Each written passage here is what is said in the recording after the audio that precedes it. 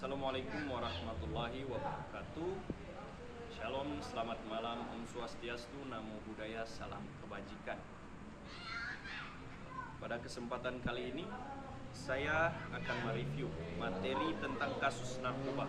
Materi ini saya ambil dari jurnal yang saya temukan di platform media internet. Jurnal ini membahas tentang kasus narkoba.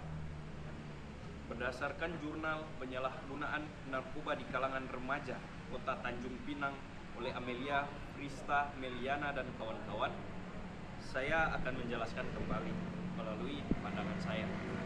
Yang pertama yaitu tanggapan saya terhadap kasus tersebut. Kasus penyalahgunaan narkoba di kalangan remaja Tanjung Pinang sangat memprihatinkan. Penelitian ini menunjukkan bahwa remaja menjadi kelompok yang sangat rentan terhadap pengaruh narkoba, khususnya menjadi sinyal kuat bahwa sistem pengawasan sosial dan keluarga mulai melemah.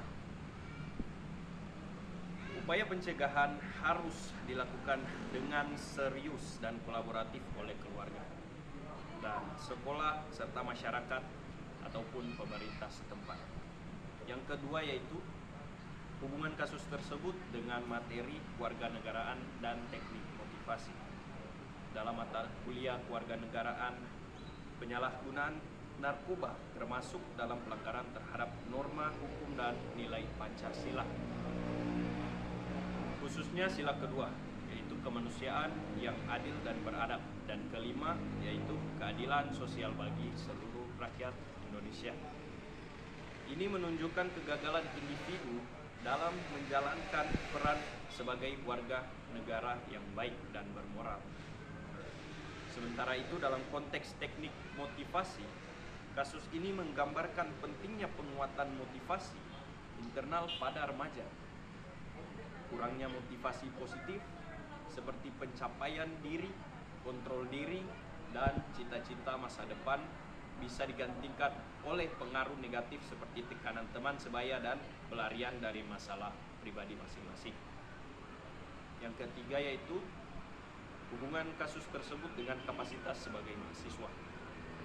Sebagai mahasiswa, kita adalah bagian dari agent of change dan agent of social control. Kita memiliki tanggung jawab moral dan sosial untuk tidak hanya menjauhi narkoba, tetapi juga menjadi contoh dan pendidik bagi lingkungan di sekitar kita.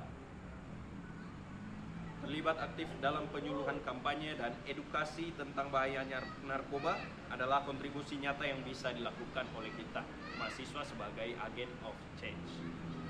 Yang keempat yaitu beberapa pelajaran yang saya dapatkan dari kasus ini ialah pentingnya lingkungan pergaulan yang sehat bagi pertumbuhan remaja, peran keluarga yang sangat vital dalam mencegah penyimpangan perilaku, dan remaja sangat rentan terhadap tekanan sosial dan emosional sehingga perlu pendampingan dan motivasi yang kuat. Yang keempat atau yang terakhir yaitu pendidikan karakter dan nilai moral yang harus menjadi fokus utama sejak dini maksud saya. Yang kelima atau yang terakhir yaitu saran dan kontribusi saya melalui narasi pemikiran pada kasus ini ialah saya berpandangan bahwa penyalahgunaan narkoba di kalangan remaja adalah bentuk kegagalan sistemik baik dari keluarga, lingkungan sosial maupun lembaga pendidikan. Oleh karena itu, saran saya ialah perkuat komunikasi dalam keluarga. Orang tua harus hadir secara emosional dan fisik dalam kehidupan anak-anak. Ciptakan komunitas mahasiswa yang peduli.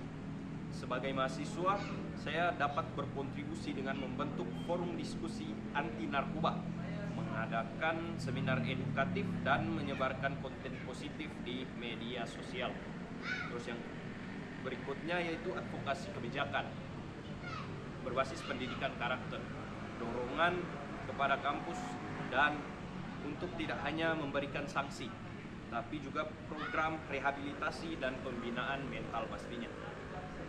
Dan kontribusi saya adalah berperan aktif sebagai edukator di lingkungan saya dan menggunakan kapasitas akademik untuk menyebarkan kesadaran tentang bahaya narkotika atau narkoba, mencegah lebih baik daripada mengobati, dan mahasiswa bisa menjadi ujung tombaknya. Sekian mungkin untuk penjelasan singkat dari apa yang saya telah teliti dan saya lihat di dalam jurnal. Mungkin hanya itu. Wallahul muwaffiq ila aqwamit thoriq. Wassalamualaikum warahmatullahi wabarakatuh.